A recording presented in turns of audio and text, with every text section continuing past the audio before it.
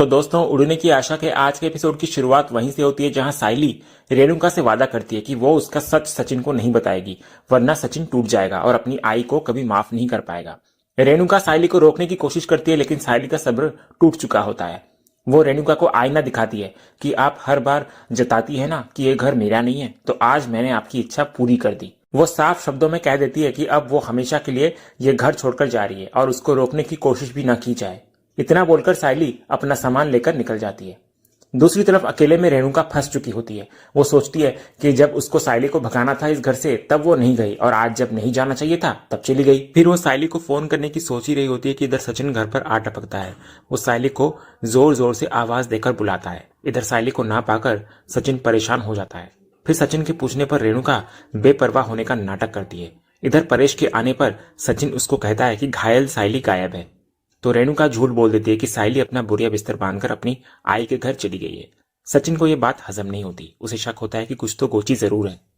इसके बाद सचिन रेणुका के हाव भाव को बड़े ध्यान से देखता है और तुरंत समझ जाता है कि कुछ तो गड़बड़ है। वो सीधा वार करता है कि तेरे चेहरे के 12 बजे हुए हैं, बता इधर क्या गोची चल रही है, साइली ऐसे अचानक क्यों जाएगी। तो रेणुका बचने के लिए एक मासूम कहानी बनाती है कि अरे मैं तो उसके लिए किचन में सूप बना रही थी, बाहर आई तो देखा वो सामान लेकर जा रही है, मैंने रोका भी पर वो अपनी आई के घर चली गई। तो सचिन रेणुका की आंखों में आंखें डालकर हंसता है और कहता है तू और साइली के लिए सूप, ये तो कभी हो ही नहीं सकता।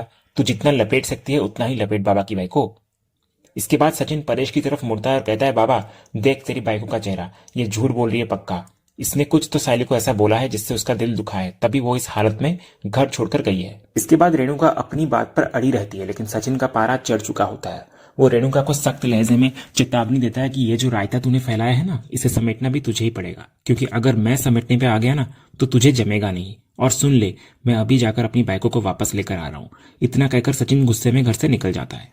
दूसरी तरफ साइली मायके में अपने आंसुओं और दर्द के साथ जूझ रही होती है। इधर जूही उसको संभालते हुए पूछती है कि उसने काकू की सच्चाई जीजू को क्यों नहीं बताई। जूही को लगता है कि गलती काकू की थी, तो घर साइली को नहीं बल्कि काकू को छोड़ना चाहिए था। तो साइली इस पर एक बहुत बड़ी बात कहती है कि काका घर की छत है तो काकू नींव है, अगर वो चली जाती तो घर बिखर जाता।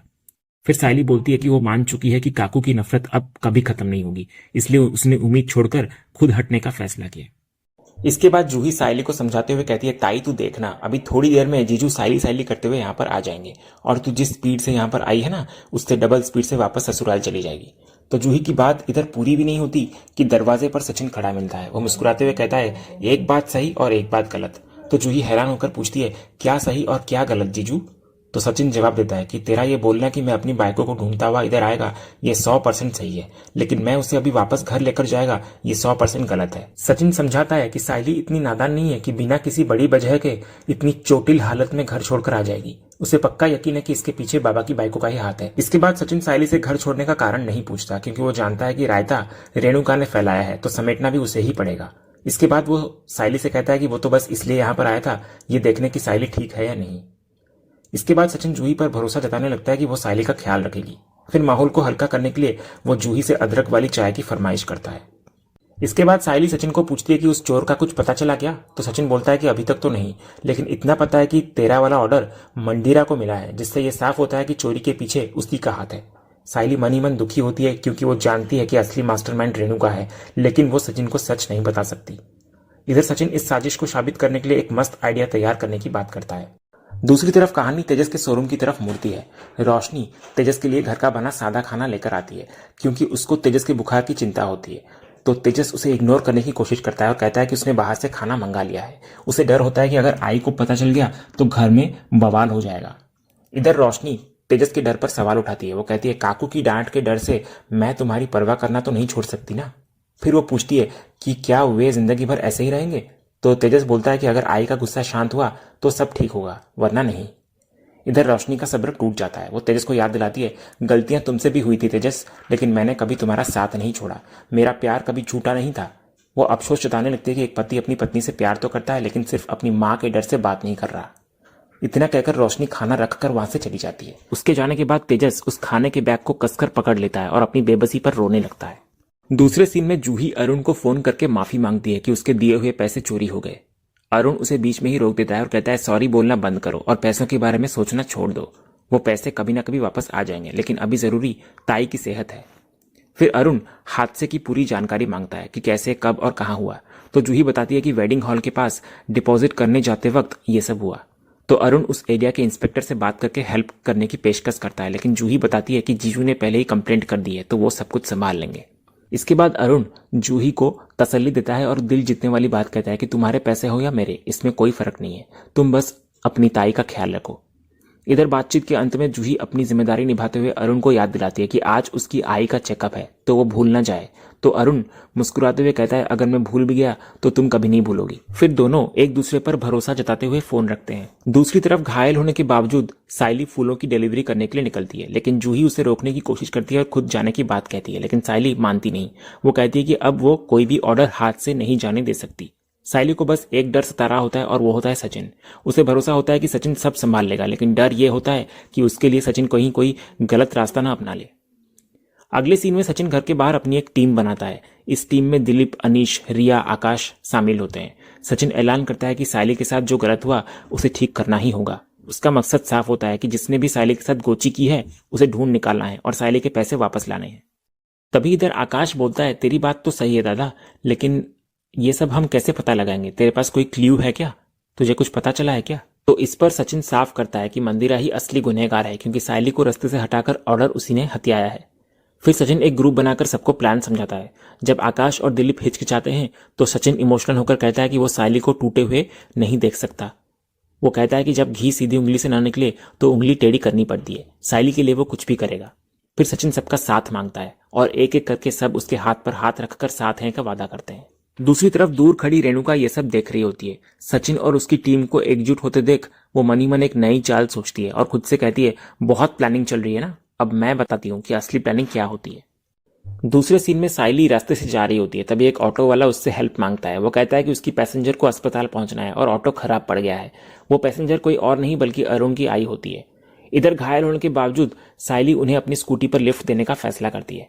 तो अरुण की आई साइली की चोट देखकर चिंतित होती है, लेकिन साइली इंसानियत के नाते उनकी हेल्प करती है। दूसरी तरफ साइली उन्हें अस्पताल लाकर छोड़ती है, जहां जूही पहले से मौजूद होती है। जूही दोनों को एक साथ देखकर हैरान हो जाती है। फिर अरुण की आई को बातचीत में पता चलता है कि साइली ही जूही की ताई है। तभी अरुण की आई साइली की तारीफों के पुल बांधने लगती है कि आजकल के जमाने में कौन किसकी हेल्प करता है, और इनको तो इतनी चोट लगने के बावजूद इन्होंने मुझे लिफ्ट दी। फिर वो कहती है कि दुनिया कितनी छोटी है, हमारा मिलना तो भाग्य में लिखा था। इधर साइली भी समझ जाती है कि ये वही आंटी है जिनके बेटे से जूही प्यार करती है। फिर दोनों परिवार एक दूसरे की मदद और संस्कारों की तारीफ करते हैं। फिर अरुण की आई मानती है कि जब तक जूही है उन्हें कोई चिंता नहीं। इसके बाद जूही अरुण की आई को चेकअप के लिए अंदर भेज देती है। इधर उनके जाने के बाद साइली जूही को पकड़ लेती है कि वो मरीज की इतनी सेवा क्यों कर रही है, जबकि उसका काम तो अकाउंट्स का है। फिर साइली प्यार से कान खींचकर पूछती है, सच सच बता, ये तेरी होने वाली सांस है ना? तो जूही शर्मा जाती है और कहती है कि आंटी को अभी कुछ नहीं पता। तो साइली टांग खींचती है कि जूही ने शादी से पहले ही सांस के दिल में जगह बना ली है। वो जल्द ही दूल्हे राजा से मिलने की इच्छा जताने लगती है और जूही वादा करती है कि वो जल्द ही मिलवाएगी। दूसरी तरफ कहानी में बड़ा ट्विस्ट आता है जब रेणुका और मंदिरा मिलती हैं। इधर मंदिरा अपनी जीत पर खुश होती है और कहती है कि छीना झपटी में खरोचे तो आती ही हैं। वो कहती है कि उसने गुंडों को शहर से बाहर भेजकर खुद को सेफ कर लिया है, लेकिन रेणुका उसको डराती है कि सचिन को तुम पर शक है और वो तुम्हारे घर रेड मारने वाला है। इधर रेणुका एक शातिर चाल चलती है। वो मंदिरा को यकीन दिलाती है कि अगर सचिन को उसके घर में साइली के 5 लाख रुपए मिल गए तो मंदिरा के साथ साथ रेणुका भी फंसेगी। तो रेणुका मंदिरा को ऑफर देती है कि वो पैसे वो उसको दे दे, क्योंकि सचिन कभी सोच भी नहीं पाएगा कि उसकी बीवी के चुराए हुए पैसे उसकी आई के पास है। तो इधर मंदिरा रेणुका की चालाकी से इंप्रेस हो जाती है और कहती है, मुझे तो लगा था मास्टर जी कि मैं कमीनी हूं, लेकिन आप तो मुझसे 4 कदम आगे निकली। इधर बिना शक किए मंदिरा वो 5 लाख रुपए लाकर रेणुका के हाथ में रख देती है। रेणुका पैसे लेकर अपनी जीत की मुस्कान के साथ वहां से निकल जाती है और मंदिरा को भनक तक नहीं लगती कि असली खेल तो रेणुका ने खेला है।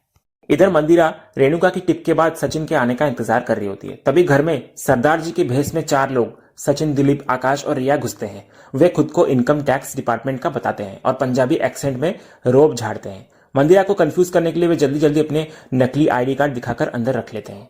इधर टीम सचिन पूरे घर को सील कर देती है और फोन जब्त कर लेती है। रिया लीडर बनकर सबको घर के कोने कोने में छानबीन का हुक्म देती है। मंदिरा चुपचाप बैठकर तमाशा देखती है।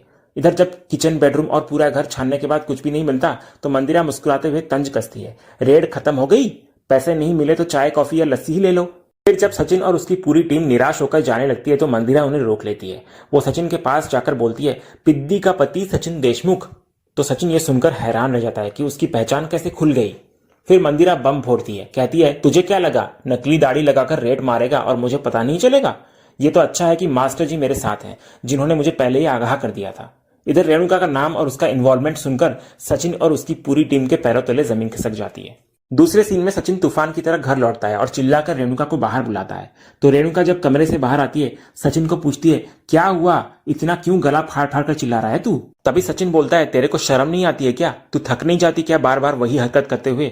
इसके बाद रोशनी सचिन को बड़ों से बात करने की तमीज सिखाती है, लेकिन सचिन उसको अपने गिरेबान में झांकने की सलाह देकर चुप करा देता है। फिर परेश के बार बार पूछने पर सचिन खुलासा करता है कि सायली के पैसे चुराने वाली कोई और नहीं बल्कि मंदिरा है। उसने सायली का ऑर्डर छीनने के लिए ये साजिश रची थी। सचिन आगे कहता है कि जब वे पैसे लेने वहां पर पहुंचे तो उनसे पहले ही कोई और पैसे लेकर निकल गया था। परेश पूछता है कौन था वो, तो सचिन रेणुका की तरफ इशारा करता है। तो रेणुका खुद ही बोल पड़ती है हाँ मैंने किया है। तो सचिन परेश को पूरा सच बताने लगता है कि रेणुका ने ही मंदिरा को बताया था कि सायली पीले बैग में 5 लाख रुपए लेकर निकली है। यानी चाल भले ही मंदिरा की थी, लेकिन दिमाग और जानकारी रेणुका की थी। फिर ये सब बातें सुनकर परेश को अपनी कानों पर यकीन नहीं होता। वो हैरान होकर पूछता है रेणुका से कि तू इतनी नीचे कैसे गिर सकती है रेणु। तो सचिन परेश को रोक देता है और कहता है कि आज सवाल जवाब वो खुद करेगा। जैसे ही सचिन रेणुका की तरफ बढ़ता है, तेजस बीच में दीवार बनकर खड़ा हो जाता है। वो सचिन को तमीज से बात करने की हिदायत देता है, लेकिन सचिन उसे गोची किंग कहकर साइड में ढकेल देता है और साफ कर देता है कि आज वो किसी की सुनने वाला नहीं है।